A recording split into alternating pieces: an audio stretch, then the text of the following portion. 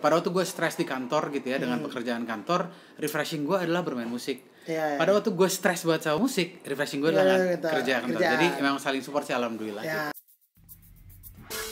Jangan kamu bosan, ayolah semangat yuk. Seru-seruan bareng Laudeng. Halo teman-teman, selamat datang di Serundeng, seru-seruan bareng Laudeng. Gimana kabarnya teman-teman? Gue harap kalian tetap dalam kondisi yang tetap sehat, tetap bugar untuk mencegah COVID-19 dan virus-virus lainnya. Jadi tetap olahraga, tetap minum vitamin, jangan lupa tetap jaga jarak, jangan lupa pakai masker. Ini gue karena mau ngobrol jadi gue gak pakai masker. Oke teman-teman, gimana udah nonton video-video sebelumnya? Gue harap itu bisa menginspirasi kalian, berikan kalian masukan yang positif juga, dan juga memberikan kalian gambaran dunia musik itu seperti apa sih, dunia entertainment tuh kayak gimana sih. Nah, gue harap kalau video-video sebelumnya kalian udah nonton, itu bisa menginspirasi kalian. Kalau memang kalian belum nonton, kalian bisa cek ya di sini nih. Oke. Nah, kalau ini kalian lihat nih, gue lagi gak di studio settingannya, lagi di sebuah rumah yang ini cozy banget nih. Gitu. Nah, kalau kalian mau tahu nih rumah siapa, ntar lagi kita akan ngobrol-ngobrol sama dia, sama beliau ini. Dia adalah seorang drummer dan juga dia tuh orla, kalau bahasa dulu tuh orla, orang lama. Jadi cuman mungkin gak banyak yang tahu karena posisi dia tuh di belakang memang. Kan drum tuh di belakang ya. Jadi gak banyak yang tahu. Nah, kita akan ngobrol-ngobrol apa aja sih yang udah dia lakukan untuk industri musik Indonesia ini. Jasanya sangat besar loh buat industri musik Indonesia. Jadi kita akan ngobrol-ngobrol juga sama dia, dan juga kita akan kulik-kulik sedikit perjalanan hidup dia di dunia musik juga, dan juga dunia pekerjaan dia juga sekarang. Oke teman-teman, so episode kali ini kalian lagi ada di Serundeng bersama Mas Putra. Taradada. Gila. Mas Putra apa kabar? Oke, karena posisinya di belakang ya. Di belakang banget ya, Bang. Iya, kan kalau di belakang orang jarang lihat, kalau terbelakang semua emang udah. Iya sih benar. Untung masih ketemu loh, jadi masih dipakai gitu. Kalau nggak ketemu dia mungkin gue udah nggak dipakai sekarang. Keren. Mas Putra apa kabar? Baik, alhamdulillah. Ya. Ini terima kasih. Apa kabar, Deng? Baik. Terima kasih loh udah di sama-sama. Selamat datang di gubuk kami. Keren. Istilah lama ya. Istilah lama. Kan orang lama. Ya. Benar. Jadi Mas Putra ini adalah seorang drummer, sessionist juga. Beberapa tahun lalu dia punya sebuah band yang namanya lupa gua. Oh, keren. Lupa ya. Namanya Gambar di masa lampau. Drew. Iya, jadi Mas Putra ini punya band dulu namanya Drew. Buat teman-teman yang seangkatannya pasti tahu band ini. Yang udah millennials pasti udah jarang denger lah ya. Mungkin nggak tahu sih, mungkin. Gak tahu, ya. Kayaknya nggak tahu. Nah, tapi sekarang nih dia sibuk banget sebagai session player juga, dan juga lu kerja ya Mas, berarti lu double job nih ya. Gua sebenarnya sih semuanya primary job gua jadinya, dan double job. Kalau ngomong double job sih agak nggak enak ya, cuman karena kalau menurut gua ya itu pekerjaan gue lah. Pekerjaan gue adalah musisi dan juga tukang komputer, Deng. Kang komputer ya? Kang komputer gue, Kang komputer. Karena emang sebenarnya dulu tuh gue lulusan dari salah satu universitas itu ya, yang penghasil tukang komputer terbanyak di Indonesia gitu ya. Jadi masa gue lulus gak jadi tukang komputer gitu jadi ya. lo menjalankan profesi lo sesuai akademik lo. Yoi. Dan juga melaksanakan profesi lo sebagai hobi yang tadinya hobi lo. Yes. Keren. Betul sekali. Nah ini soalnya baru kali ini nih ada teman, maksudnya minta tamu di Serundeng yang ya tanda kutip melakukan beraktivitas 2 job itu. Maksudnya hobinya gitu, juga musik dan juga pekerjaannya sesuai akademisnya. Karena so far beberapa teman gue yang gue wawancari sebelumnya ya entah full timer musisi atau mungkin sempat ada fase dia kerja dulu terus jadi musisi, terus jadi ya gitu-gitu deh. Ya. Baru tapi gue nih pernah mengalami masa itu sih. Masa itu ya. Masa itu pernah gue. Jadi karena memang gue dulu itu lulus kuliah tahun 2007. Jadi gue sebelum Drew itu gue punya band namanya Inersia. Ya. Inersia itu kalau misalnya emang lu tahu Lala Carmela, kakaknya Lili Carmeli, bukan? Wow, keren. Enggak, itu Lala Carmela itu teman SMA gua, itu salah satu dia vokalisnya band si Inersia itu, dan basisnya tuh Bagus Mike. Bagus Mike. Terus gitarisnya itu salah satu gitarisnya adalah gitarisnya Drew, dan gitarisnya satu lagi adalah yang punya studio G. Oh, punya G Studio. Yang punya G Studio itu namanya Gaza Giadi itu dia. Nah, itulah ada. Terus habis itu bubar. Terus gue punya band itu pada waktu gue SMA kelas 3. Sorry, enggak. Semester 1 kuliah. Oh, semester awal banget ya. Ya, terus bubarnya itu di semester 5. Oke. Semester 5 bubar. Terus udah gue mikir, udahlah.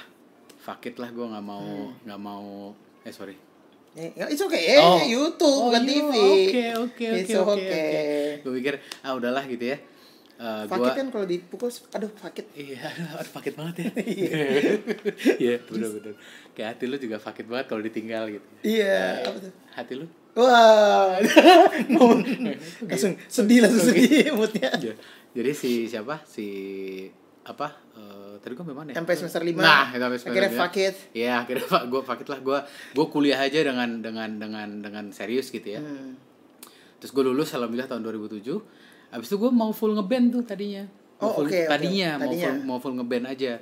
Terus ternyata tahun 2007 juga pas gue lulus gue langsung keterima kerja. Gitu, langsung keterima kerja. Udahlah ya gue nggak usah ngeband gitu. Gitu. Terus tahun 2008 di tahun 2008 tiba-tiba Sashi itu vokalisnya Drew itu ngajakin ngamen nih. Gitu dari salah satu kafe. Udah dari tahun 2008 itu jadi gue punya 2 pekerjaan. Oke, dari 2008 Kerja dan band. Tahun 2010 gue resign dari kantor.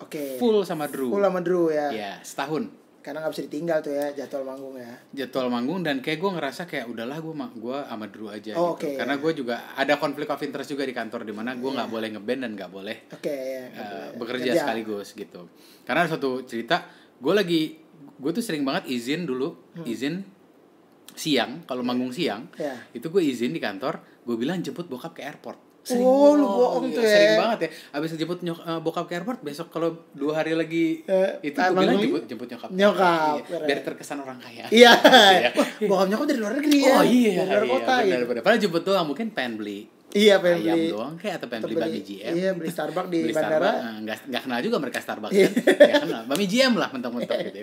Nah, habis itu ya udah gue setelah gue izin suatu ketika nih kerjaan gue lagi banyak banget gitu. Cuman akhirnya gue lemburin beres jam 10 gue cabut dari kantor. Gue manggung di Menara Telkomsel.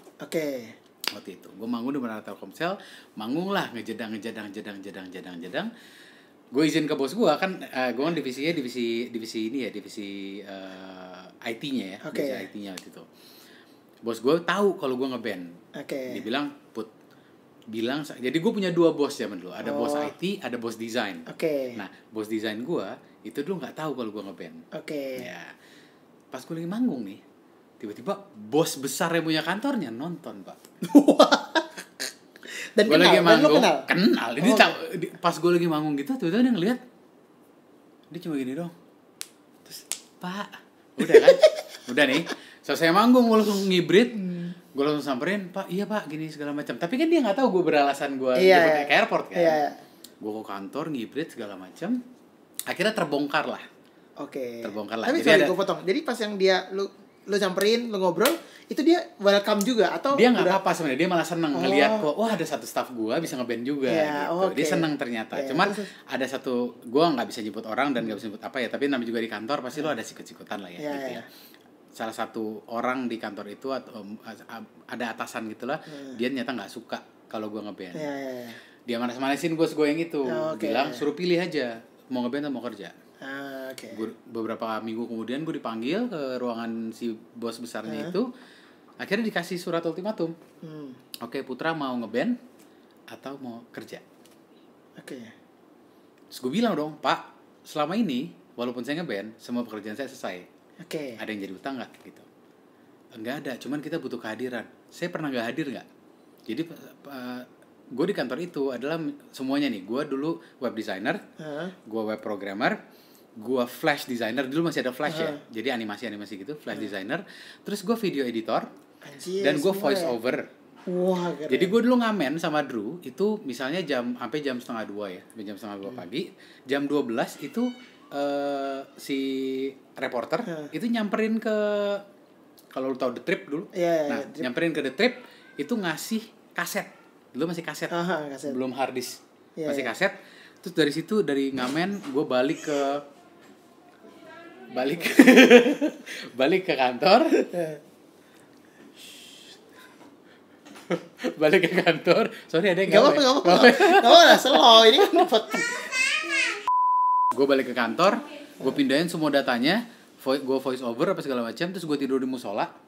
Anjir. Abis subuh gue balik ke rumah, mandi, gue balik ke kantor. Tiap hari gue gitu. Oke. Hampir tiap hari gue gitu. Ambil aja nak. Udah terus gue, ya gue bilang sama bos gue bahwa ada nggak pekerjaan gue yang nggak beres. Dia bilang tetap aja, ternyata memang ternyata ya udah gue gak konsen. Kacau deh. Ya udah pokoknya intinya adalah gue memutuskan untuk ya udah lah pak, Ya. gue ngeband aja gitu. Terus gue idle tuh setahun nggak kerja. Nggak kerja sama sekali ya. Maksudnya nggak kerja kantoran ya, Ya. tapi gue kerja as a full time musician gitu. Ya. Udah gue sama Drew, terus gue ngamen juga, dan kita udah proses punya album juga waktu itu ya. Alhamdulillah berjalan dengan baik apa segala macam. Alen, ya udah. Oke.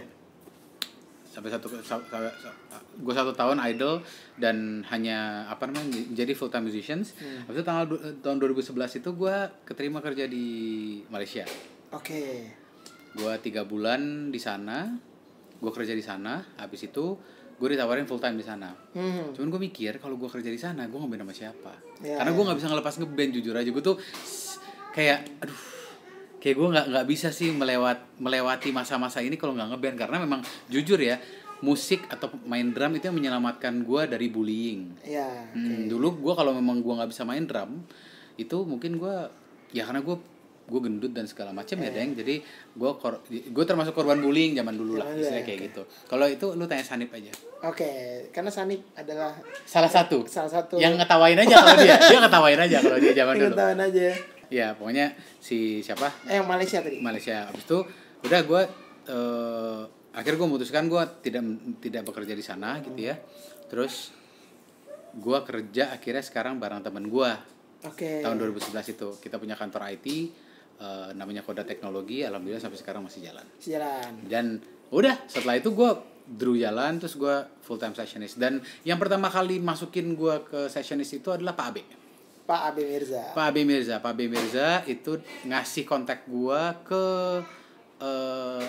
Kirong tuh gitaris Alexa ya. Ya, dia ngajak gua masuk jadi drummernya Rebecca Richman. Ya, Rebecca zaman dulu. Itu pertama kali gua session tuh sama dia. Berarti session pertama itu Rebecca ya? Session pertama sama Rebecca. Dan gue itu nggak bisa shuffle. Itu cerita itu tuh ya. Itu gua nggak bisa shuffle. Yang ngajarin gua shuffle itu adalah Duan, Rifka sama Kirong. 3 orang itu berkutat gimana caranya ngajarin gue shuffle. Iya. Dan tiga cara yang berbeda. Dengan tiga cara berbeda. Iya, 3 cara. Jadi Duan itu adalah basis. Mas Rifka kan? Iya, Rahman sama Mas Kirong. Yes, Kirong. Nah, oke. Jadi itu teman-teman preview dari Mas Putra nih. Makanya tadi kan gue udah mulai di awal kayak lu nih salah satu musisi yang gue kenal, yaitu tadi bisa melakukan 2 job dalam kesehariannya gitu ya. Menurut gua itu gila sih, karena maksudnya gua as a full timer musician aja gua merasa kayak kadang ada capeknya gitu, walaupun gua suka dan menikmati. Apalagi lu ngelakuin hal lain ya, mungkin juga emang bagusnya adalah pekerjaan lo yang satu lagi yang IT komputer itu emang lu juga suka banget kan? Iya, jadi kayak mereka saling mensupport sih, dalam artian dan untungnya gua kerja di IT adalah gua bisa kerja secara remote. Jadi kalau zaman dulu gua di Drew itu ataupun kayak zaman Arana gitu, kalau lu lihat aja gua selama kita di kamar itu gua buka laptop dan gua kerja gitu. Dan gua menikmati itu karena kalau menurut gua itu pada waktu gua stres di kantor gitu ya dengan pekerjaan kantor, refreshing gua adalah bermain musik. Pada waktu gue stres buat sama musik, refreshing gue adalah kerja kantor. Jadi memang saling support sih, alhamdulillah gitu. Gue rasa teman-teman yang punya double job harusnya bisa. Yang penting sih tahan ini aja, awal-awal tahan tipes gitu. Wah, awal-awal ya. Itu tuh musuhnya tuh. Musuhnya tuh tipes. Nanti kalau udah lewat pasti udah slow, biasa aja ya. Udah gak ada tipes lagi sih. Gitu. Jadi buat teman-teman yang mungkin lagi dalam masa maksudnya bimbang, ragu kayak baru lulus terus gue musisi full atau ngantor ya atau apa? Itu kan biasa ada fase-fase itu. Ada fase-fase itu, Jadi ya tidak ada yang pasti ada di sini jawabannya tuh. Iya, tidak ada yang salah, yang penting ikuti kata hati. Dan ya itu tadi saran dari Mas Putra, bisa itu kan sebenarnya mindset ya menurut gue, kayak saling berkesinambungan lah antara misalnya lu ngejalanin dua-duanya kayak Mas Putra musik dan juga IT.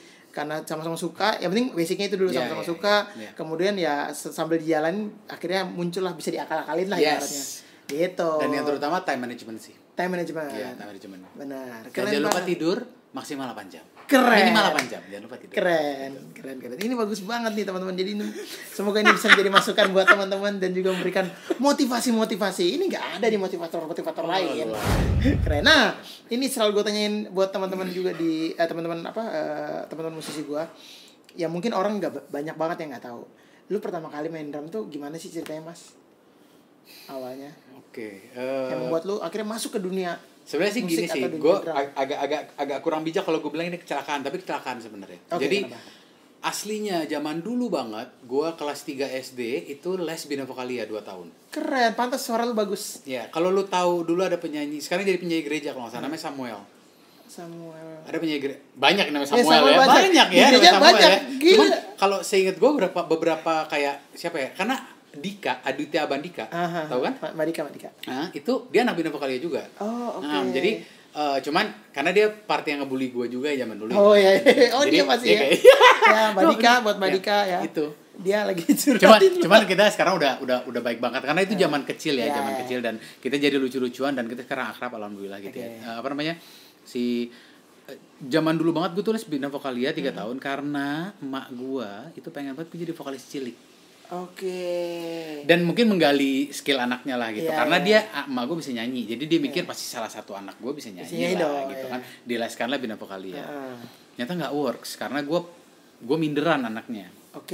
Balik lagi adalah ini gue bukannya gimana ya, balik lagi ke arah fisik. Gue minderan tuh gara-gara itu. Karena dari waktu gue SD pun sempat kena bully juga, dalam artian satu angkatan gitu ya, ada 40 orang yang paling gendut, gue terus kayak gendut tetap lah. Makanya buat teman-teman yang udah punya anak atau gimana pun siapapun itu jangan ada bullying ke fisik ya, karena kalau menurut gue sekarang banyak yang nyari orang gendut kok. Enak dipeluk, anget, pasti baik kok. Wow, keren. Probabilitasnya pasti baik. Iya, benar. 90% karena kemungkinan selingkuhnya dikit. Karena siapa yang mau lagi gitu. Iya kan, makanya istri gue nggak pernah cemburu sama gue, sama siapa lagi. Iya benar. Nggak, itu bercanda lah. Pokoknya dia gitu. Habis itu gue les gitar. Jadi om gue itu jadi gue habis les ini panjang ya, Deng, soalnya gue ceritain ya. Jadi habis dari bina vokalia itu nggak works. Habis itu gue sebelum itu ada lagi. Jadi pada waktu gue bina vokalia itu gue sekalian itu les piano di Yamaha. Habis itu waktu tes akhir gue kena panas tinggi. Mungkin gue nggak tahu kalau step itu kan masih kecil ya. Ini gue udah umur segitu. Gue kena panas tinggi banget. Terus gue dirawat di rumah sakit. Setelah itu gue nggak inget sama sekali not. Hilang. Wah, sama sekali hilang. Tapi yang gue inget hanya gimana caranya nyari notasi nada. Misalnya makanya zaman dulu di Drew itu gue suka jadi backing vokal karena gue lumayan bisa lah cepet nyari backing suara duanya gimana gitu. Tapi gue nggak inget nadanya apa, gue nggak inget nama kuncinya apa gitu. Itulah barengan sama si bina vokalia itu. Habis itu om gue memperkenalkan lah musik metal. Dia bilang dia agak cadel ya, Put, dengerin musik rock. Dengerin musik rock. Karena gue dengerin itu dulu balik lagi ya Boyzone. Zaman itulah ya. Terus gue sama sekali nggak dengerin musik metal gitu ya. Terus gue dikasih itu kaset pertama gue adalah Iron Maiden, Seventh Son and Seventh Son. Anjay. Iron Maiden itu. Habis itu dia kasih gue Dream Theater. Langsung tuh ya. Itu SMP? Enggak. Masih itu SD kelas 5 kalau nggak salah. SD kelas 5 gue dikasih itu. Terus dia bilang Putra harus main gitar. Karena dia main gitar. Dulu dia cover bandnya Rush. Rush dan Skid Row kalau nggak salah dulu. Putra harus main gitar. Gue les gitar 6 bulan gak ada hasil. Les gitarnya klasik atau gitar? Les klasik dulu pasti kan. Klasik dulu dan gak ada hasil.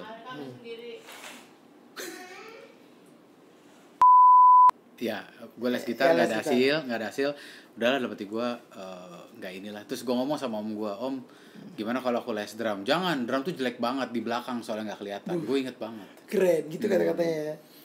Pokoknya dia tidak sama sekali tidak mengencourage gue untuk les drum.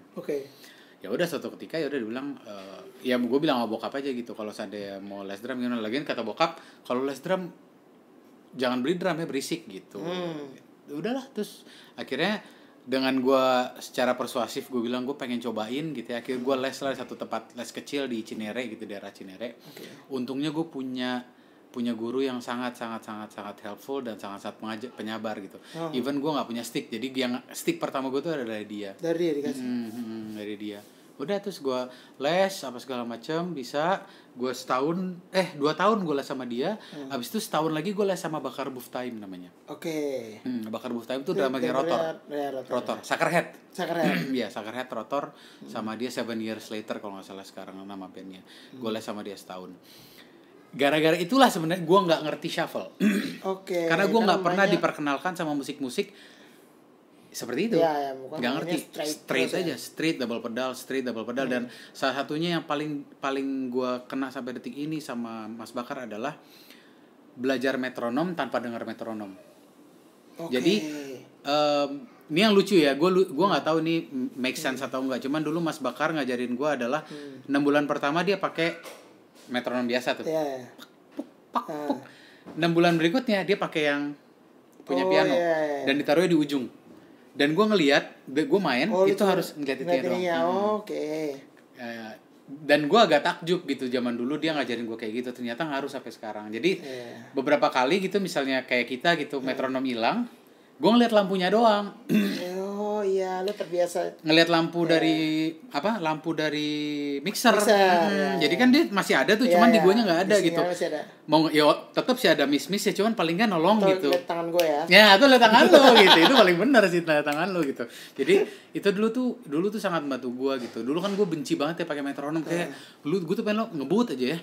Tapi gara-gara metronom suruh nahan gitu. Dan ternyata gara-gara gue sessionis ini gitu, terus ketemu teman-teman kayak lu yang memang hebat banget gitu ya di musik. Serius lah, kalau menurut gue lu tuh salah satu keyboardist hebat gitu, apalagi di per-session masih muda, terus kayak wawasan lu juga luas. Karena kalau menurut gue wawasan musik gue nggak seluas itu gitu. Karena gue dengerin musik tuh apa yang gue pengen aja.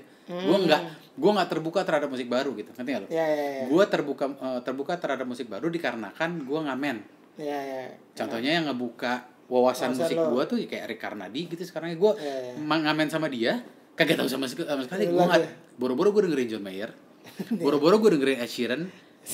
Itu tuh basic loh. Itu aja gue nggak dengerin gitu. Makanya sebenarnya kalau dari segi wawasan gue tuh tidak seluas itu gitu. Misalnya gue akuin aja, cuman ya alhamdulillahnya masih survive jadi sessionis ya gitu ya. Jadi yang penting attitude sih kalau menurut gue. Keren. Itu yang penting itu. Yang penting baik aja. Yang penting gue drummer terbaik karena masih cium tangan. Iya kan, Mas Salim, walaupun sekarang udah nggak bisa cium tangan ya, paling nggak salam coronanya begini gitu ya. Begitu, udah bisa. Oh, jadi gitu ya ceritanya, akhirnya lu berkenalan dengan musik dan gitu. drum akhirnya kayak gitu ya. Akhirnya lu les sampai umur SMA kelas 1. SMA kelas 1 ya? Udah habis selama sekolah ya ngeband biasa kan? Gue punya band namanya Stinkfinger. Itu yang kita covernya Linkin Park. Dan alhamdulillah Stinkfinger itu yang launchingin Meteora dulu di Indonesia. Karena Linkin Parknya gak bisa kesini, hanya Joseph Hahn yang kesini. Dan kita launchingin Meteora di, namanya dulu Hard Rock Cafe di mana? Sarinah itu yang main Stinkfinger. Dan manajer kita itu adalah Opal semua. Andre Opa. Iya, Mas Andre itu adalah manajer kita dulu. Oh gitu. Jadi buat teman-teman yang millennials yang mungkin nggak tahu, ini menurut gue, karena sekarang kayaknya udah nggak ada ya. Maksudnya zaman dulu tuh kan banyak banget kayak band cover, band rock tahun 90-an tuh sering banget di cover. Kayak misalnya dulu bandnya Yesi apa? The Miracle itu cover Dream Theater. Itu gue juga main sama Yesi. Iya kan, sama Yesi. Terus apa tuh band lo? Stinkfinger. Linkin Park. Dan tadi Om lo yang cover Rush segala macam. Nah, jadi zaman dulu tuh emang ada segmen atau covers band gitu loh. Jadi cover satu band plug gitu. Jadi kayak misalnya, dan dulu tuh masih banyak komunitas kan, masih kenceng lah. Sekarang mungkin masih kenceng, tapi ya udah nggak terlalu kedengeran lah. Gitu. Jadi zaman dulu tuh ada seperti itu, teman-teman. Kalau sekarang mungkin karena ya tadi lu bilang, mungkin anak-anak sekarang juga wawasannya udah luas dan cepet banget nangkep kan. Jadi nggak terpatok ke satu band doang gitu loh zaman sekarang. Benar. Ininya fasenya. Gitu ya teman-teman, biar jadi masukan juga buat teman-teman. Mantap. Gitu. Nah, habis itu akhirnya lu lulus SMA. Gue ngeband sambil kuliah berarti ya? abis SMA tuh si Stinkfinger bubar, abis itu ya udah gue bikin inersia itu. Oh, bikin inersia itu. Bikin Oh ya inersia. benar. Udah Oh, abis ya. itu udah langsung. Kayak tadi. Kayak tadi Berarti lu abis itu sambil lu kuliah lu menjalankan inersia. Yoi. Dan akhirnya Drew ya. Itu Nah, Drew tuh awal terbentuknya gimana, Mas? Ya itu, jadi si Sashi itu ngajak ngamen dulu. Kita cuman bertiga zaman dulu kan. Gua, Sashi dan Aji. Kita ngamen di kafe namanya Loka, yang kalau mungkin lu taunya Beer Garden ya. Oh, Beer di Garden. Jalan Benda. Sebelahnya persis. Oh, yang sekarang jadi Fit 24 itu adalah Loka. Ya, oke. Di Kemang. Ya, kita itu manggung itu gitar, vokal dan kahon dan bass tanpa ampli. Wah. Jadi ampli itu punya gue, jadi ampli keyboard gitu. Karena di sana nggak ada sound system kan, karena ngamen akustik tuh jarang lah. Dan yang ngajarin gue kahon itu Marco kakaknya Lala. Oh ya, Marco Mix. Marco Mix itu dia tiba-tiba datang ke studio karena kita dulu di inersia ya. Dia ngajarin main kahon zaman dulu. Nah, suatu ketika ya udah kita di Drew, gue udah bisa main kahon. Ya udahlah. Dan Mix juga udah dulu namanya masih Mix Partman. Dan vokalisnya masih Aki sebelum Dedi. Dan akhirnya mungkin sekarang balik lagi ke Aki ya gitu ya. Dulu sebelum almarhum tuh Aki dulu. Nah, itu dulu basisnya bagus. Si bagus gitu. Si bagus di Mix basisnya Sanip. Ya, Sanip ya. Tukeran sebenarnya mereka. Tukeran. Kemarin Sanip udah cerita. Oh, udah cerita. Ya. Oke, mereka sebenarnya tukeran. Ya udah kita ngamen di situ. Terus kita ketemu sama saha namanya ya? Kok lupa gua. Enggak apa nih suara anak. Enggak apa-apa, slow. Ya. Pokoknya kita masuk ke namanya Prambors Nubas. Oke. Ya, itu lagunya Unromantic zaman dulu. Itu dari situ kita mulai rekaman. Habis itu tahun 2010 kalau nggak salah kita bikin album. Ya, 2010 kita bikin album sama Aquarius. Oke, jadinya lo kontrak sama Aquarius dan Drew sudah mengeluarkan baru satu album ya. Baru satu album dan nyaris 2 album tapi nggak jadi. Tapi emang Tuhan berkata lain ya. Tuhan berkata lain. Keren. Jadi teman-teman yang penasaran Drew tuh apa sih musiknya kayak gimana sih? Nah, boleh dicek, masih ada ya? Masih ada kan? Masih ada. Belum di take down kan? Nah, masih ada. Jadi Drew itu kalau teman-teman yang udah nonton episode bersama Rishanda Singgi kemarin, dia juga udah cerita dia adalah bassisnya Drew dan ini adalah drummernya.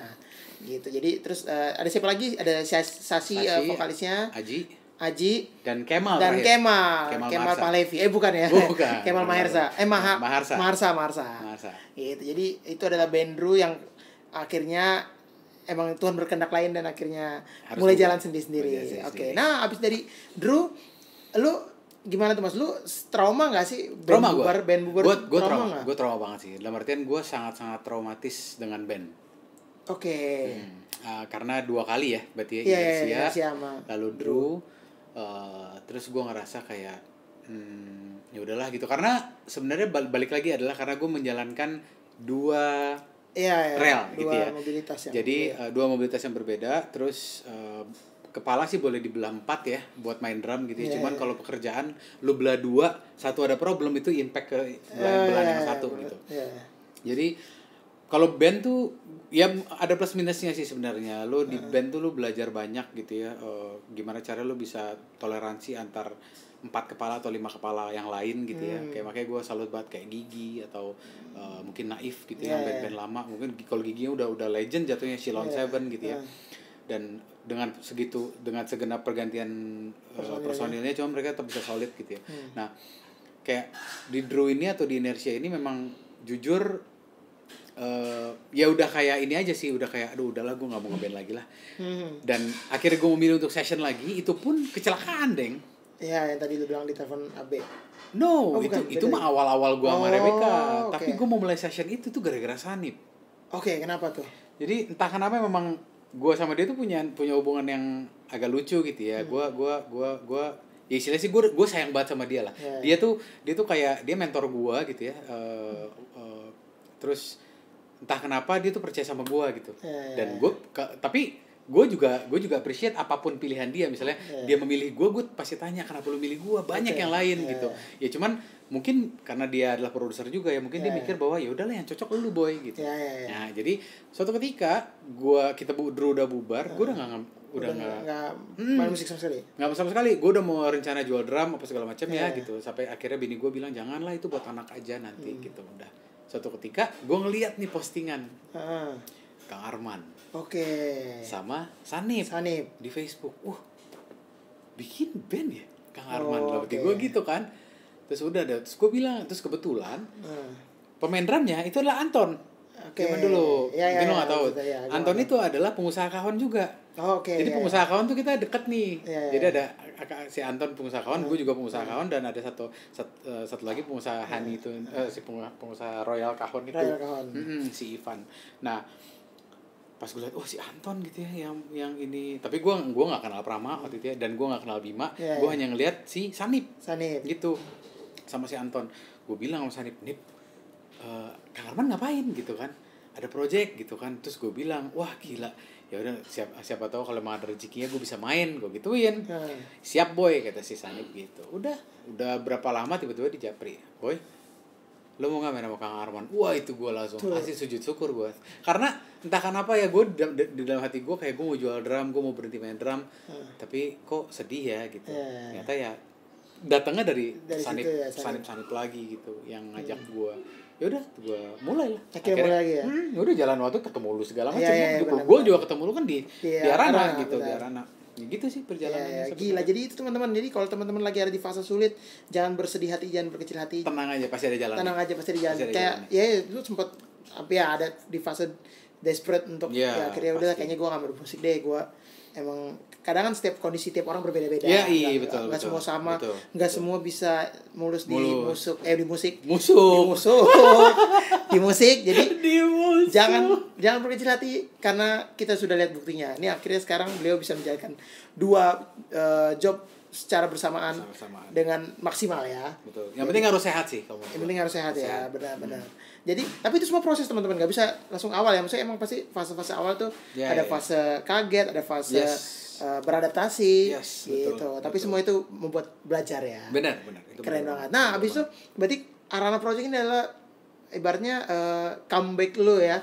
Comeback lo di dunia session dan dunia musik lah secara keseluruhan. Betul. Nah, abis itu lu bantuin siapa aja Mas? Ini soalnya setahu gue nih banyak banget session yang sudah dibantuin Mas Putra nih. Sebenarnya kalau bantu beberapa ada ya gitu, cuman kayak gue tapi main session gue adalah Arana gitu ya. Terus setelah itu gue diajak Sanip lagi dan Marco gitu ya.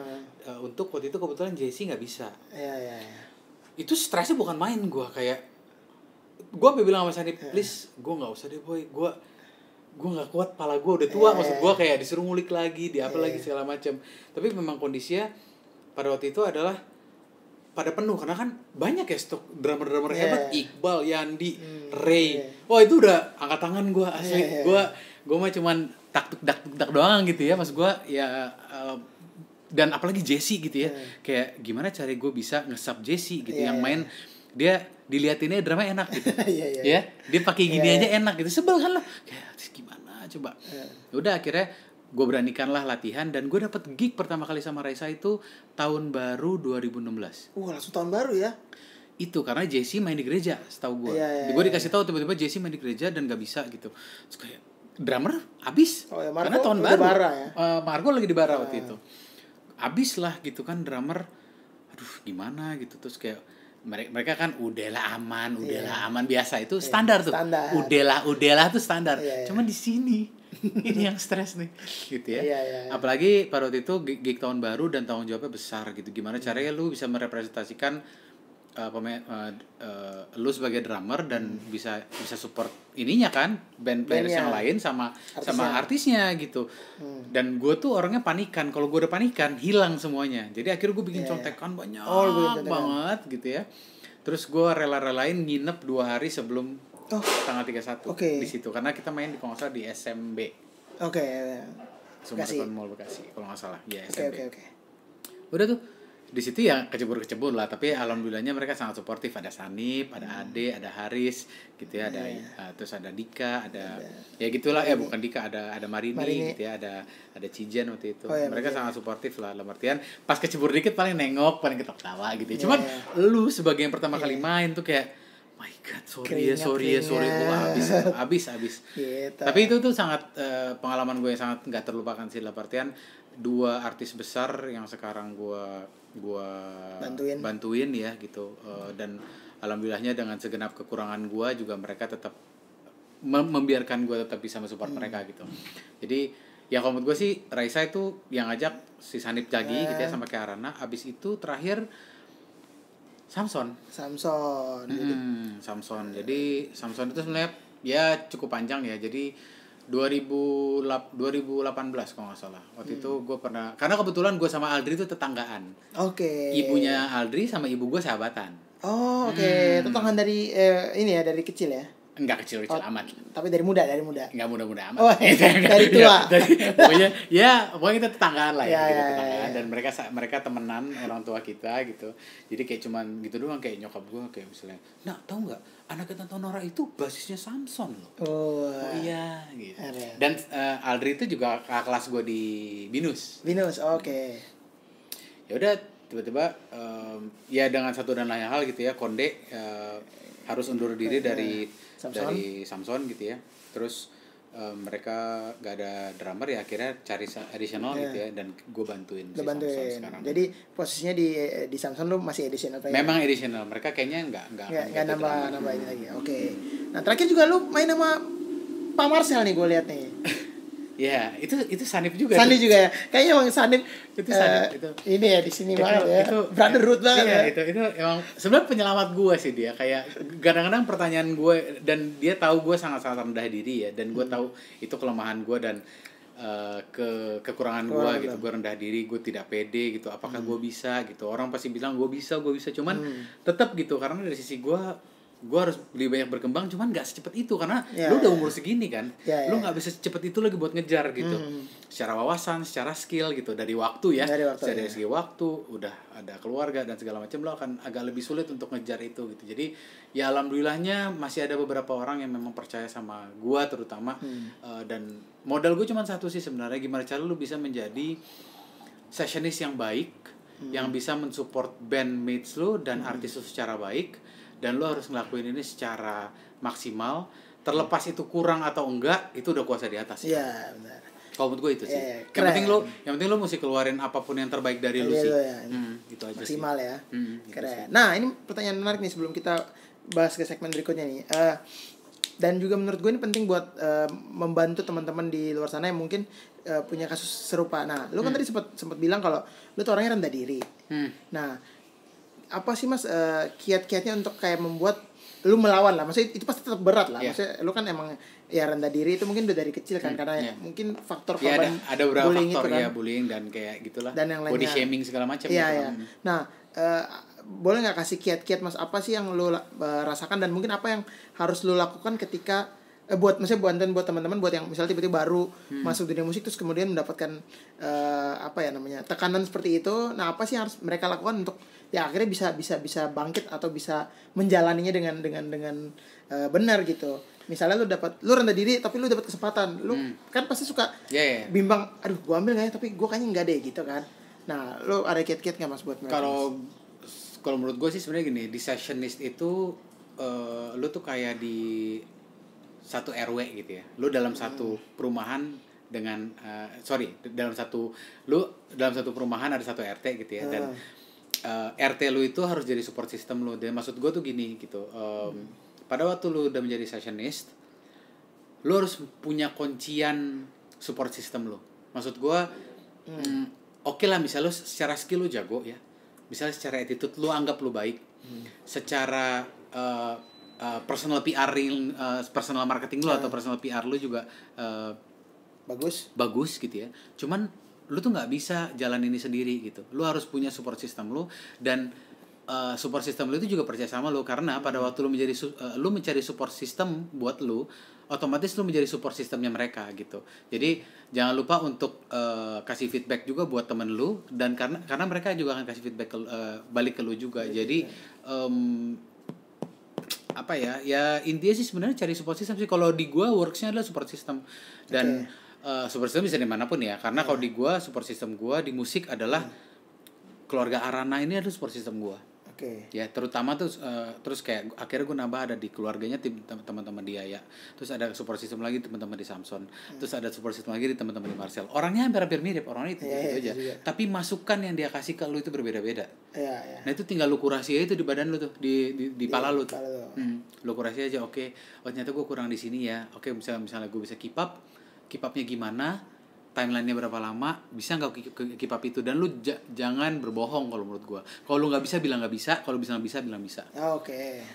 Ya itu saran dari gua sih, karena kalau gua pada waktu gua bilang nggak, pada waktu gua nggak bisa dan gua bilang bisa, gua kayak nyeburin diri gua ke jurang sendiri, ngapain gitu. Karena gua tahu kapasitas gua. Yang penting tahu kapasitas lu sendiri sih. Ya benar. Tahu kapasitas lu sih, tahu kapasitas masing-masing, dan jangan lupa berattitude baik sesama teman-teman sessionist itu kalau menurut gue. Iya benar. Jadi Mas Putra ini adalah salah satu teman session gue yang paling baik, salah satu yang terbaik lo. Secara attitude kayak mengayomi. Makanya gue kalau di Arana gue selalu panggil dia ketua kelas. Masih cium tangan. Cium tangan.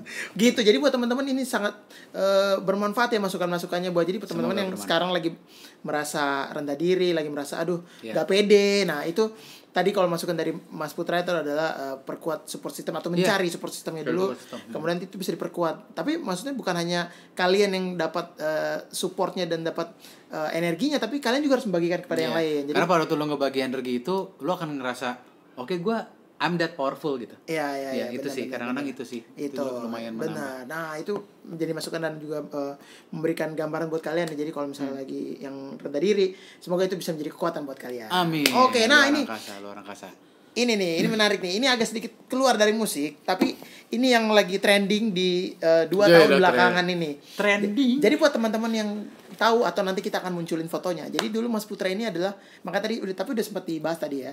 Di depan kita udah sempat Mas Putra udah sempat bilang karena dia adalah korban bullying. Nah, kenapa korban bullying? Kenapa? Karena dia dari kecil gendut. Benar, dari kecil kan? Dari kecil gendut. Gitu. Jadi pas lahir langsung gede. Enggak. Karena terus kena kecemplung minyak tanah. Wow, ngembang. Langsung didiemin berapa lama ngembang kayak lo kata back kayak Super Mie. Nah, Mas Putra ini maksudnya sempat terkena korban bullying dan juga emang gendut dari kecil ya. Maksudnya kalau sekarang kalian lihat ini masih ya agak gemuk juga, tapi dulu lebih gemuk. Kita akan munculin fotonya di mana, Mas? Terserah lo mau di mana. Di sini. Iya, di sini. Boleh.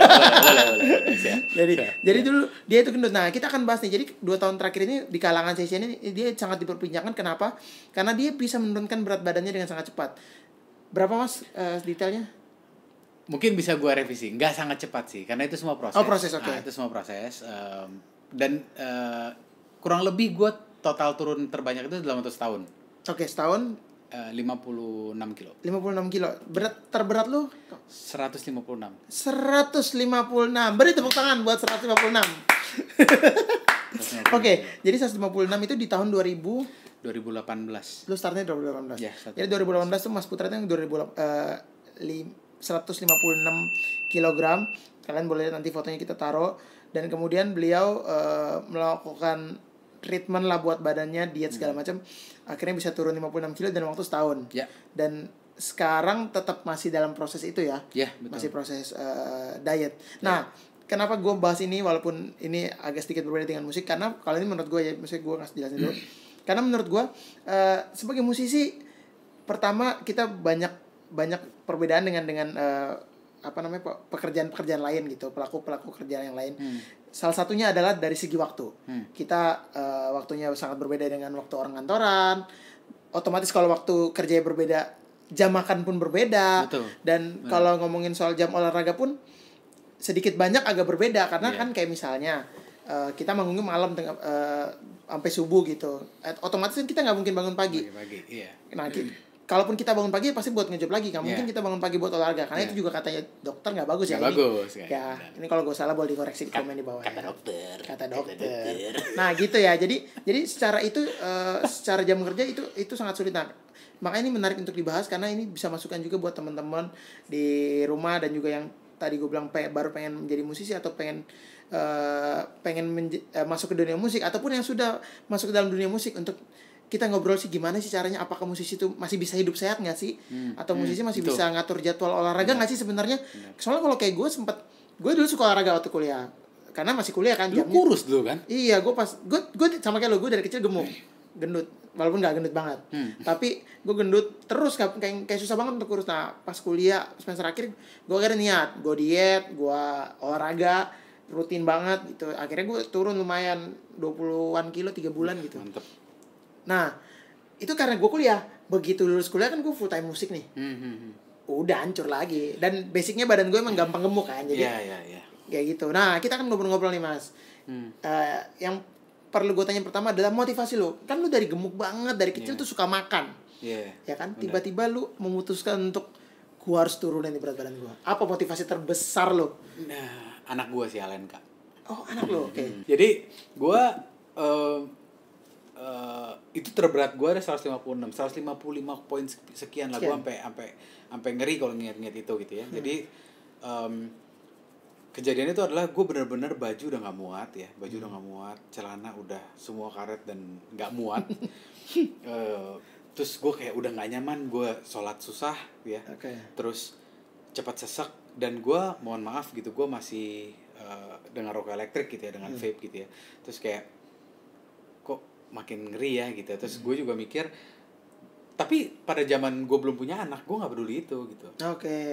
Sampai suatu ketika sebenarnya pada waktu gue punya anak pun gue masih nggak peduli. Dalam artian gue makan aja gue sikat ini sikat itu. Cuman ya memang harus di note, tahun 2015 itu gue start ikut satu box namanya Carport Jakarta. 2015 tuh. Lu dari 2015 ikut ya? Ukit. Jadi yang ngajakin gue itu pertama kali adalah Anugrah Aditya. Ya, jadi gue jadi tahun 2015 itu serangan pertama gue GERD. Lu sempat kena GERD ya? Gue kena GERD akut dan langsung divonis sama dokter bahwa kalau lu nggak diet, you die, dia bilang. Jadi gue kena GERD akut, gue lagi di kantor, gue lagi di depan laptop, tiba-tiba ada stimulasi aneh gitu di leher gue. Keluar air langsung ke laptop. Langsung, itu nggak bisa ditahan. Terus gue langsung mundur. Gue langsung lari. Itu udah keluar tuh. Gue keluar mandi. Keluar tuh semua kan. Udah, gue bingung nih kenapa dalam hati gue.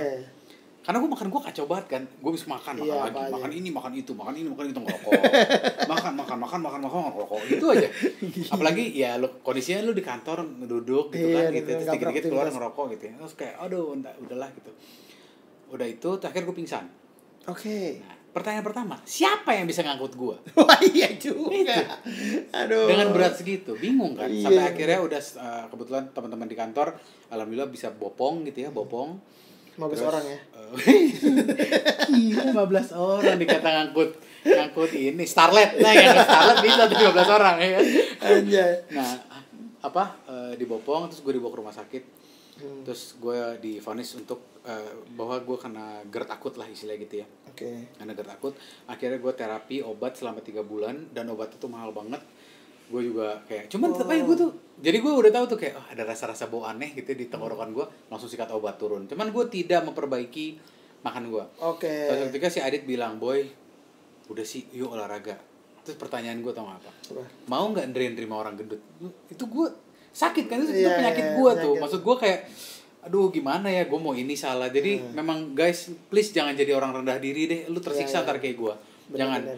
Jadi kayak gue nih, gue butuh banget support system untuk mensupport, untuk dorong gue gitu. Kalau enggak gue terpuruk di bawah. Jadi please jangan jadi orang rendah diri, itu salah banget. Sangat salah.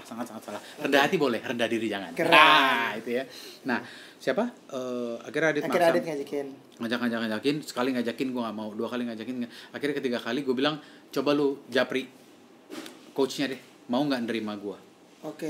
Kata si Adit, ya kali Boy nggak mau nerima. Udah, gue bilang japri please, gue pengen lihat jawabannya. Segitu parnonya gitu, karena gue gede banget, benar-benar gede banget. Kursi ini itu ngepas, ini kursi kantor gue, segini ngepas gitu.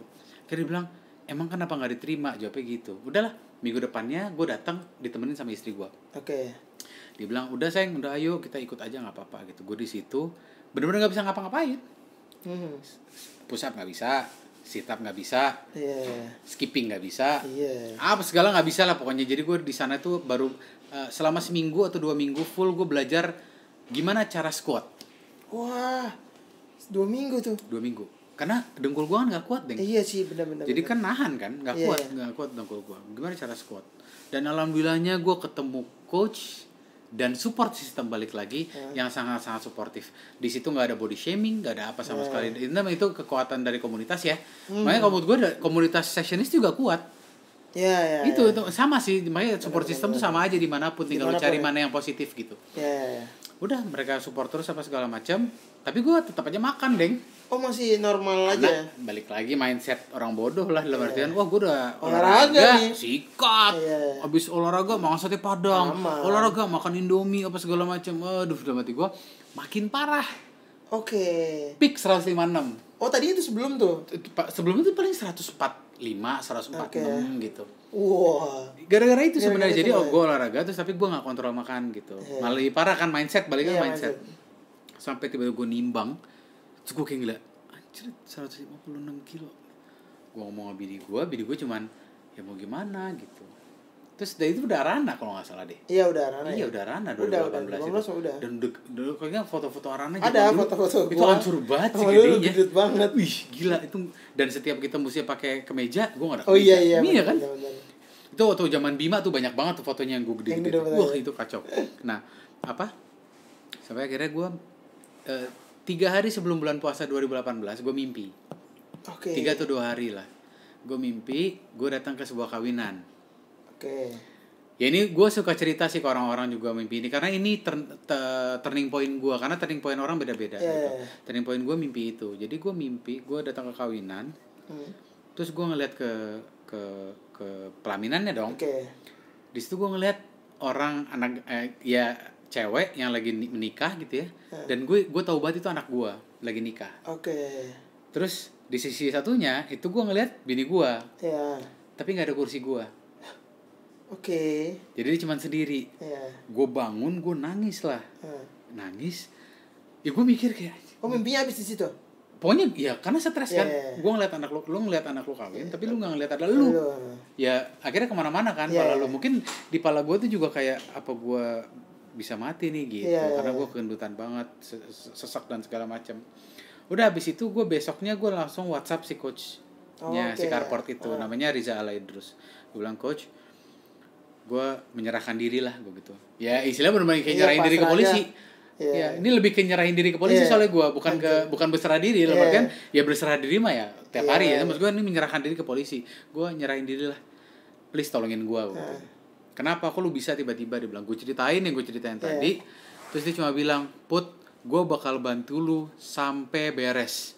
Gue bilang, thank you banget coach. Gue gituin kan. Gue udah bingung mau gimana gitu.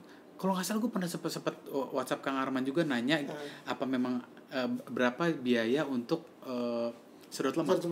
Anjir. Karena kalau nggak salah Kang Arman pernah cerita Teh Meli ya, kalau nggak salah ada beberapa kali gitu ya, pernah melakukan liposuction juga. Jadi gue mikir shortcutnya itu gitu. Karena gue udah gendut banget. Cuman kata Kang Arman pun ngingetin Kang Arman, dan gara-gara Arana pun gue kayak ngeliat Kang Arman tuh fit gitu ya, udah umur segitu tapi terlihat seperti Highlander ya. Ya jadi kayak nggak tua-tua gitu ya. Gitu ya. Kayak malu gitu. Dia seorang rocker, manggung 3 kali sehari gitu ya. Tapi bisa sefit itu dan nggak capek-capek gitu. Maksud gue itu apa sih rahasianya? Itu pasti olahraga dan makan yang teratur kan. Ya udah, kata si coach gue, ya udah gue akan temenin lu sampai beres. Tapi ini bakal panjang dan butuh komitmen. Kalau lu ready, gue bakal temenin. Iya, gue ready. Oke, besok silakan lu makan sebanyak-banyaknya. Dia bilang gitu langsung. Terakhir. Akhirnya gue makan siang itu gue sabuhachi, makan malam itu gue gyukaku sama bini gue. Wah. Jadi abis full tuh. Abis setelah itu sampai setahun itu benar-benar turun 56 kilo. 56 kilo ya itu. Sampai nyentuh 100 kilo gue. Jadi pas setahun itu gue nyentuh 100 kilo. 100 kilo di timbangan tuh 1 tahun lamanya. 1 tahun lamanya ya. Nah, itu teman-teman. Jadi seperti tadi Mas Putra bilang, turning point tiap orang tuh beda-beda. Jadi nggak harus sama, tapi maksudnya ketika kalian mendapatkan turning point itu ya kalian bisa untuk langsung ini ya, melakukan perubahan itu ya. Dan itu butuh komitmen. Dan juga kedisiplinan. Setahun itu kalau tiba-tiba di bulan ke-9 lu tiba-tiba kayaknya gue kangen nasi nih. Mungkin itu akan balik lagi ke berat lu awal ya. Jadi itu semua butuh komitmen, butuh disiplin, dan juga butuh motivasi yang kuat. Gitu. Jadi buat teman-teman ya nggak harus nunggu 150 dulu baru kalian menurunin sih. Benar. Gitu. Jadi kalau misalnya emang karena kesehatan itu sangat penting ya. Itu menunjang juga loh kita manggung. Jadi kalau mungkin kalian yang masih muda manggung ya sehari 3 kali atau manggung sejam gitu kayak santai-santai. Nanti kalau udah tua kalian rasain ya. Kalian akan capek. Nah, itu mumpung masih muda nih, gue menyarankan buat kalian dan juga mengajak untuk ya cobalah berolahraga, coba mencari makanan-makanan yang sehat karena itu akan berpengaruh untuk karir kalian juga. Gitu. Dan dunia musik kita kan karirnya emang bergaul sama orang dan kerjaannya nggak cuma di saat manggung doang kan. Benar. Butuh aktivitas ngobrol ini, berinteraksi, belum kalau latihan atau bikin musik itu kan butuh stamina yang fit. Gitu. Nah, akhirnya setelah setahun lu turun dan akhirnya lu tetap masih melanjutkan sampai sekarang. Jadi gue tahun 2019 bulan puasa pas lebaran itu nyampe 100 kilo lagi karena itu startnya di bulan puasa, endingnya di bulan puasa 2018, endingnya di bulan puasa di 2019. Itu setelah itu gue kena namanya plateau itu stagnan lah. Jadi 100 itu gue hanya nyentuh 100 itu cuma 2 atau 3 hari. Habis itu balik ya, namanya juga manusia. Yes, sudah 100. Iya. Gitu kan? Nah, tapi memang yang gue jaga adalah gue tidak mau makan mie dan gue tidak mau makan nasi. Jadi gue sampai detik ini udah gak makan mie dan gak makan nasi dan tidak makan gula. Selama? Dari 2018. Udah 2 tahun. 2 tahun lebih lah. 2 tahunan lah. 2 tahunan lebih. Dan alhamdulillah gue gak apa-apa sama sekali gitu. Dan banyak yang gue pelajari juga ternyata kayak kopi itu enakan gak pakai gula. Gitu-gitu. Karena itu kan baru buat gue ya. Terus kayak oh ternyata zaman dulu gue inget banget waktu gue craving sama soda gitu ya, coach gue cuma bilang, Put, gue ngerti lu pasti craving soda, kalau lu mau lu beli soda water, lu beli lemon, lu peres di atas itu lu minum. Itu dulu. Jadi gue berapa kali ya, kalau nggak salah gue beli 5 kaleng dan itu gue split 5 kali dalam seminggu 2 kali. Jadi gue kangen banget minum soda gitu ya. Gue yaudah kayak itu aja gitu, yang penting gue dapat sensasi ininya di sini, cuman ada rasa lemonnya dikit gitu. Awalnya menyiksa, makin lama jadi habit dan alhamdulillah sudah jadi lifestyle gue gitu. Jadi kayak jadi karena balik lagi support system deh. Kalau seandainya gue mungkin tidak disupport sama istri gue yang bisa yang mensupport gue kayak gini, dan gue nggak inget mimpi itu dan gue ngeliat anak gue kayak zaman dulu, gue ngangkut anak gue aja kayak aduh capek. Sekarang ya malah itu malah nyaman buat gue gitu. Ya umur gak ada yang tahu ya deh. Cuman tetap kita hanya bisa berusaha, yang penting sehat. Maksud gue tadi kalau kasus gue karena memang terlalu gendut, gue harus nurunin berat badan. Cuman buat teman-teman yang lagi nonton mungkin badannya fine aja gitu ya, please tapi ingat gitu bahwa paling nggak berkeringat dalam sehari itu sangat penting gitu ya. Penting ya. Paling nggak sehari aja lo ngapain kek apapun yang lakuin. Gue nggak bisa, gue bukan coach dan gue bukan siapa-siapa, dan gue hanya bisa mengencourage bahwa apalagi di masa pandemi ini ya, lo coba berkeringat sehari sekali aja, paling nggak berkeringat aja. Lo mau berkebun kek, lo mau macul kek, lo mau nyapu kek, lo mau nyikat garasi kek, lo mau cuci mobil, itu part dari berkeringat gitu. Dan kalau menurut gue sih makan diatur. Jadi kalau menurut gue ya kalau emang lo masih pengen makan nasi atau pengen makan mie yang sangat berlebihan, kurangin gulanya dulu gitu. Itu yang berat sih. Kalau gue soalnya challenge-nya adalah gue nggak bisa nggak makan santan dan nggak bisa nggak asin. Jadi bini gue dulu ya udah mendapatkan rumus bahwa si Putra ini harus kena santan. Jadi gue tetap kena santan sampai detik ini gitu. Cuman diakalin. Jadi gue ya kayak gitulah pokoknya. Tapi cara orang beda-beda ya. Tapi kalau cara gue kayak gitu sih. Kan ada orang yang nggak bisa. Aduh, gue nggak bisa nih kalau nggak pakai sambal misalnya. Ya kayak gitu. Bisa kalau nggak pakai ini gitu ya. Karena gue waktu kecil juga pas lahir itu dikasihnya bukan susu tapi santan. Ini bercanda. Gue pikir bener anjay. Jadi dibilang, nah ini susu warna putih, atau santan putih aja. Gitu enggak ya. Jadi gitu ya prosesnya. Nah, ini masukan banget buat teman-teman nih. Jadi apalagi musisi ya, maksud gue yang jam tidurnya berantakan. Dan juga kadang ada sebagian lah, gue nggak bilang semua, pasti ada juga musisi-musisi yang sehat. Cuman ada juga sebagian yang mengampangkan lah, kayak pikirnya kan gue musik gitu, gue nggak apa ya, maksudnya mereka tidur pagi terus kemudian bangun udah siang, tinggal langsung siap-siap lagi berangkat misalnya reguler atau manggung lagi. Dan begitu terus gitu. Atau mungkin di studio aja, di dalam nggak berkeringat sama sekali kan. Gitu. Manggung pun ya naik mobil atau naik motor, manggung juga gara-gara macet gitu. Nyampe AC ya gitu-gitu loh. Nggak sama sekali nggak ada aktivitas yang membakar lemak atau membakar metabolisme tubuh gitu. Nah ini masukan banget buat teman-teman. Nah jadi buat teman-teman kalau misalnya mungkin ini pengomong doang nggak percaya. Oke, so abis ini kita akan masuk di segmen biasanya gue ada segmen games. Nah tapi kali ini karena ini khusus episode Mas Putra, jadi gue akan masuk ke segmen challenge. Nah kita akan lihat Mas Putra seberapa serius sih olahraga selama 2 tahun ini. Kalau teman-teman nggak percaya, kita akan buktikan setelah yang satu ini. Oke, halo teman-teman, kalian masih ada di Serundeng, seru-seruan bareng Laudeng. Nah, ini kali ini spesial banget. Ini mungkin yang pertama. Jadi tadi gue udah bilang sebelumnya, jadi ini adalah challenge. Kenapa challenge? Karena tadi udah dengar cerita-cerita Mas Putra dan juga semoga itu bisa menginspirasi kalian, memberikan kalian masukan positif. Karena lihat dia sekarang udah segini, dari 156. Sekarang berapa? Sekarang 106. 106 tuh. Kan naik lagi. Naik lagi ya, tapi ya udah itu ini masih proses ya. Masih proses, makanya target gua 90 sebenarnya. Keren. Jadi tetap jangan, biasa kan ada orang begitu udah turun terus pas naik lagi. Akhirnya gagal gitu kan. Jangan ya, harus tetap konsisten ya. Betul. Gitu. Nah, sekarang kita akan coba nih Mas, karena takutnya kan teman-teman di rumah yang nggak tahu pikirnya bohong kali itu, emang nggak segitu kali gitu. Jadi mungkin mau lihat nih apa aja sih Mas, apalagi ini kan masa pandemi, masih orang masih banyak kan di rumah, terus apalagi buat teman-teman musisi yang kehidupannya emang jarang berolahraga gitu. Kan pikirnya kayak kalau olahraga ribet, harus keluar, harus ke GOR, harus ke GBK gitu kalau di Jakarta.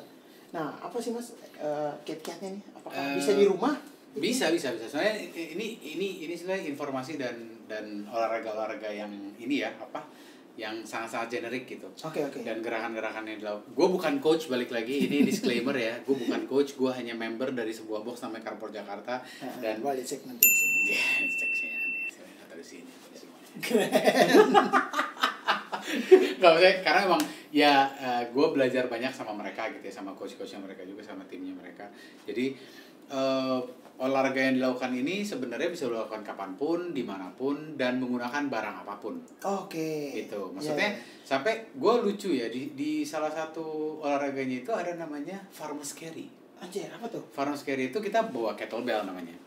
Caranya adalah lu gini, lu angkut, lu squat biasa, terus lu angkut barangnya, terus lu jalan bolak-balik. Berapa ratus meter naik taruh dengan beban. Tapi itu gunanya buat apa coba? Kau lagi belanja, bantuin nyokap lu, belanja nemenin pacar lu, bawa plastik segitu udah gak ada rasanya. Keren, bener gitu. juga ya, bener. Cuman memang sebetulnya olahraga kayak gini tuh harus, kalau bisa formnya bener-bener mendekati betul lah, mendekati perfect gitu. Makanya kayak olahraga kayak gini tuh ada coachnya yang nemenin dan melihat formnya, karena sedikit aja salah ini kena, itu bisa mempengaruhi ini ya. kena, bisa cedera. Apalagi kondisi badan kayak badan gue gini kan besar, jadi harus banyak diperhatikan lah istilah kayak gitu. Benar. Jadi olahraga yang memang kalau tanya tadi, apa aja Mas? Ya balik lagi, push up pasti lu tahu. Sit up pasti lu tahu. Pasti tahu. Plank mungkin lu tahu. Gitu ya. Terus kayak burpees. Burpees tuh. Itu sebuah olahraga yang paling menjijikan kalau menurut gua. Itu gerakan paling menjijikan. Kenapa? Dalam satu gerakan ada 6 gerakan. Jadi ada tiernya nih, ada turunannya. Gitu. Benar-benar. Soalnya dan itu juga gue pertama kali dikenalnya juga kaget gitu. Gue ngelihatnya gampang kok, pas dicobain. Wah, susah. Benar-benar kelihatannya gampang. Capek dan sangat melelahkan, dan itu kalau nggak salah ya, ini tuh kena banget, terus core lu ini juga kena, terus ini juga kena gitu. Semuanya kena lah. Dan itu kalau lakukan misalnya sehari aja, 10 aja sehari, itu pasti berkeringat sih. Berkeringat pasti ya. Berkeringat, iya gitu. sih, benar-benar. Pasti. Ya Mas, apa yang kita akan coba nih pertama kali? Kita cobain sit up dulu deh. Sit up dulu ya. Push up. Oh, push up. Oke. Push up, oke dong. Push up ya, kita coba ya. Gue akan ikut coba ini walaupun gue udah jarang olahraga sebenarnya. Oke. Nah, ini push up itu balik lagi kondisi badan menentukan ya. Dalam artian kalau badannya cukup fit dan badannya cukup kurus, lu pakai push up biasa nggak ada masalah. Cuman karena memang gua kondisinya badan seperti ini, coach gua menyarankan untuk tetap kneeling push up namanya. Kneeling push up tuh kayak push up cewek. Kayak gini nih. Push up cewek tuh. Gitu ya. Push up cewek. Itu cukup tetap kok lu ngelakuin ini 10-15 kali tetap capek. Cobain deh. Oke, kita akan berapa kali nih? Ya 5 kali lah. Oke. Gue push up biasa masih bisa. Push up biasa masih bisa. Tanpa kneeling. Oke. Loading. Oh, gue dulu nih. Dulu dong. Iya dong. Oke, easy. 5. Teman-teman, gue bukan yang sombong ya. Oke. Yoi. Oh. Iya. Iya. Aduh. Iya. Iya. Capek ya, udah lama enggak ya? Coba Mas Putra, kneeling tuh gimana sih Mas? Kneeling tuh gini. Bedanya apa sih Kneeling sama tuh yang gini. biasa? Oh, oke, Gini. kakinya. Ya, kalau coach gue bilang pokoknya badan harus lurus gitu ya. Dan tipe-tipe push up kan banyak ya. Ada yang kayak lu tadi gitu. Sebenarnya itu nggak apa-apa, apalagi kalau udah capek. Ini lu udah habis nih. Pasti otomatis badan lu gini. Oke. Tangan lu gini, tapi yang kena ini. Oke. Nanti. Nah, sebenarnya target push up itu yang gue tahu, balik lagi disclaimer ya. Jangan, ini gue nggak sotoy sama sekali ya. Kalau emang salah tolong di komen di Di bawah Serundeng ya. di bawah ya. Ini gini turunnya. Oh, oke. Ininya lurus, ininya kunci, turun. Oke. Ya, gitu. buang di atas. Itu yang gua tahu dan Iya. selama ini gua melakukan push up seperti itu. Gitu ya. Oke. Nah, itu bisa dicoba di rumah teman-teman. Sangat mudah.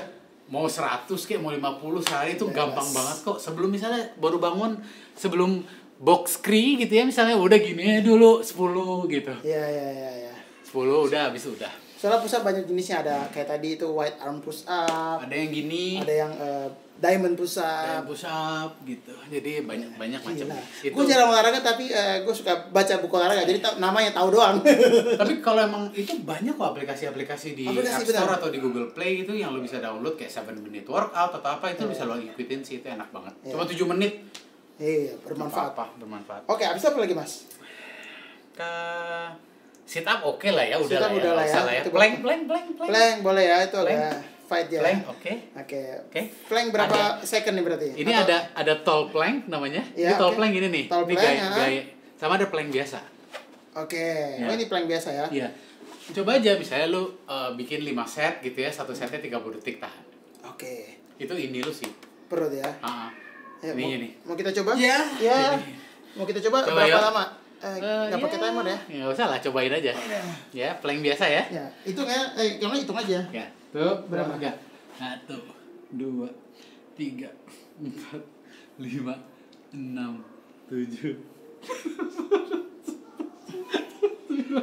10, 1, 2, 3, 4, 5, 6, 7, 8, 9, 10. 10 lagi, Deng. 10, 9, 8, 7, 6, 5, 4, 3, 2, 1. Iya.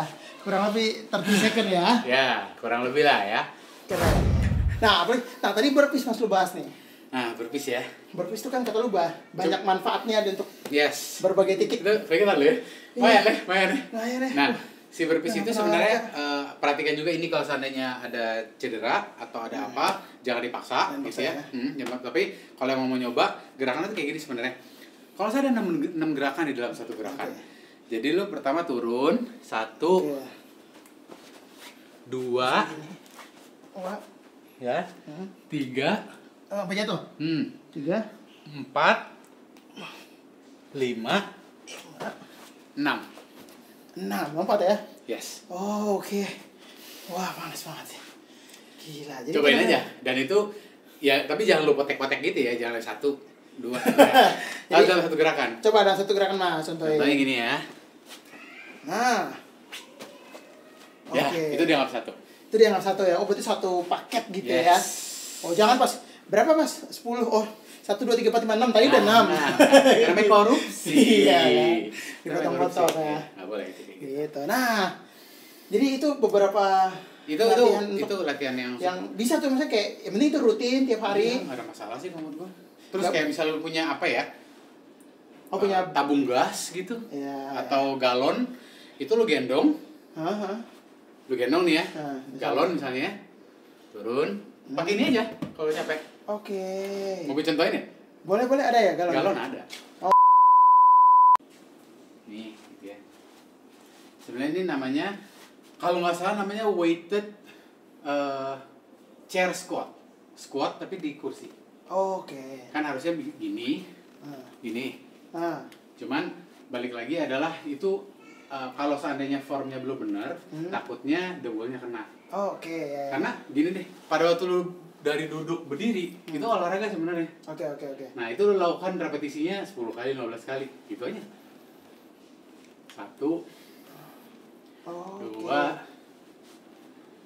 juga gitu aja ya. Wah, itu sangat bermanfaat teman-teman. Jadi teman-teman bisa pergunakan apapun yang ada di rumah Anda dan juga bisa coba dilihat-lihat cara latihannya yang benar, posisinya gimana yang benar, karena itu sangat berbahaya dan tricky juga. Jadi teman-teman harus tetap melakukannya dengan benar. Ya. Tapi dengan benda apapun bisa. Jadi teman-teman jangan patah semangat, jangan kayak aduh gue kan nggak bisa keluar. Di rumah bisa nih, gue di ruang tamu Mas Putra nih bisa nih. Bisa, kayak dimanapun bisa. Jadi dimanapun bisa.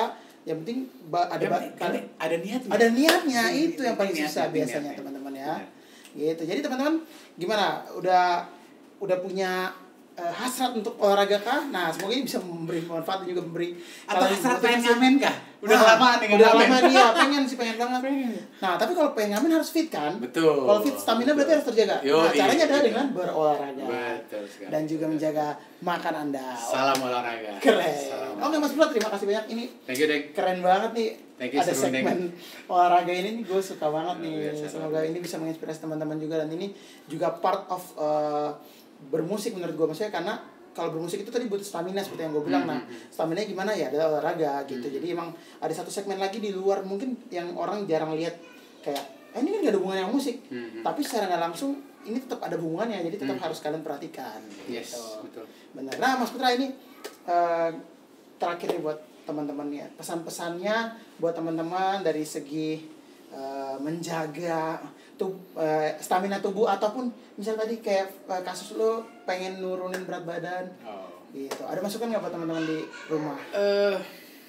Kalau menurut gue sih cari turning point lo, cari semangat lo gali semangat lo, dan jangan malu untuk mulai aja sih kalau menurut gue. Dan balik lagi, kalau seandainya ada salah satu dari lo yang kena body shaming, siapapun itu, jangan peduliin deh, karena intinya adalah cuma di lu kok. Dan balik lagi gue ingetin, sekarang banyak nyari yang gendut. Wah, keren. Jadi, tapi gendutnya harus sehat. Iya benar, kalau gendut sakit di rumah sakit ngapain? Itu maksud gue. Karena ya gimana ya, kalau menurut gue sekarang apalagi masa pandemi deh, maksud gue kalau lu nggak ngejaga kesehatan juga akhirnya kan ya semua bisa berbahaya. Ya bisa bahaya juga gitu. Kan benar-benar keren. Jadi apa namanya, apalagi pula tuh sekarang kan orang pandemi banyak di rumah. Nah, banyak di rumah jarang, bingung aktivitas mau ngapain, makan nonton tidur ya. gitu. Jadi itu harus dibangun dan digali lagi motivasinya untuk bisa berolahraga dan juga hidup sehat selalu. Dan makanya ketika kalian sehat, kalian pasti akan memberikan penampilan yang terbaik di panggung. Betul. Benar. Jadi sekali lagi Mas Putra, terima kasih banyak udah bantuin kita untuk belajar gitu. Gua sih lebih tepatnya untuk belajar workout yang benar gitu, dan juga memberi masukan-masukan yang terbaik. Kita juga nonton YouTube tadi gitu. Berikan yang terbaik. Jadi teman-teman kalau punya pertanyaan lagi kayak, Mas tuh gimana sih detail selama setahun itu ngapain aja dan ngapain aja, nah itu bisa komen di bawah, nanti gua akan bantu untuk nyampein ke Mas Putra. Atau mungkin bisa tanya langsung ke Mas Putra. Bisa DM kemana? Instagramnya? @udaput. @udaput. Ultra Delta Alpha Papa Ultra Tango. Keren. Udah pun. Jadi boleh DM ke situ, boleh tanya-tanya gimana sih Mas kok tiba-tiba bisa kurus dalam setahun. Nah, itu nggak tiba-tiba, itu ada prosesnya. Nanti bisa tanya-tanya langsung. Oke, teman-teman. Terima kasih banyak teman-teman udah ngikutin serundeng workout kisah. Serundeng workout. Nah, itu enggak serundeng bareng dendeng. Kenapa dendeng? Karena saya orang awak. Oke, terima kasih teman-teman. Semoga ini bisa menginspirasi kalian, memberikan kalian masukan positif, dan juga memberikan kalian motivasi-motivasi baru, dan juga tetap sehat ya teman-teman ya. Karena ini sekarang lagi masa pandemi, kita tetap harus jaga stamina juga, dan juga semoga bisa beraktivitas kembali di orang-orang biasa new normal ya. Gitu. Terima kasih teman-teman. Kalau mau lihat video-video lain yang bermanfaat dan juga memberikan kalian motivasi, kalian bisa cek di sini. Oke, dan jangan lupa untuk subscribe, like, komen, dan juga share ke teman-teman yang lain kalau menurut kalian kalau menurut kalian ini bisa bermanfaat buat teman-teman yang lain. Oke teman-teman, sampai ketemu di episode-episode lainnya bersama teman-teman gua yang menginspirasi dan juga memberikan masukan-masukan positif buat kalian semua. Sampai ketemu lagi di Serundeng, seru-seruan bareng Laudeng.